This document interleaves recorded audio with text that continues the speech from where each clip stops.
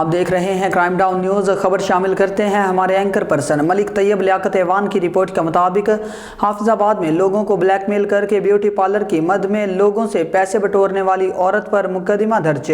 تفصیلات کے مطابق سائمہ بطول ٹھٹھا نور شاہ کی رہائشی ہے۔ حافظ آباد کے شریف شہریوں کو اپنی گینگ کے ساتھ مل کر سبز باغ دکھاتی ہے کہ میں ایک بیوٹی پارلر بناتی ہوں، آپ خرچہ کریں، ہر ماہ آپ کو میں آمدن دوں گی، جس سے ہزاروں روپے کمائے جاتے ہیں، اور یہ شریف شہریوں سے بیوٹی پارلر کے لیے رقم وصول کرتی ہے اور بعد میں اسی بات سے رفع چکر کر دیتی ہے۔ پھر اگر شریف شہری پوچھتے ہیں کہ آپ نے بیوٹی پارلر بنایا نہیں، سائمہ بطول کہتی ہے اگر مجھ سے کوئی ایسی ویسی بات کی تو زنا کا پرچہ کروا دوں گی۔ شریف لوگ ڈر کر انٹرسٹ نہیں لیتے۔ اسی طرح حافظ آباد میں فراڈ کی وزیر بنتی رہی۔ ایک واقعہ جس کی FIR ہوئی ہے، محمد اشفاق بٹ محلہ نصیر پورہ کے رہائشی سے سائمہ بطول ملی اور وہی سیم کہانی سنائی، میں ایک بیوٹی پارلر بناتی ہوں، اس پہ خرچہ آپ کریں، میں آپ کو بچت دوں گی۔ شریف شہری اس کی باتوں میں آ گیا اور 3 لاکھ سے زائد رقم لگا کر وننے کے چوک کے قریب بیوٹی پارلر بنا کر دیا۔ سائمہ بطول چند دنوں کے بعد راتوں رات بیوٹی پارلر کا سامان فروخت کر کے رفو چکر ہو گئی۔ محمد اشفاق بٹ نے متعلقہ تھانہ سٹی حافظ آباد میں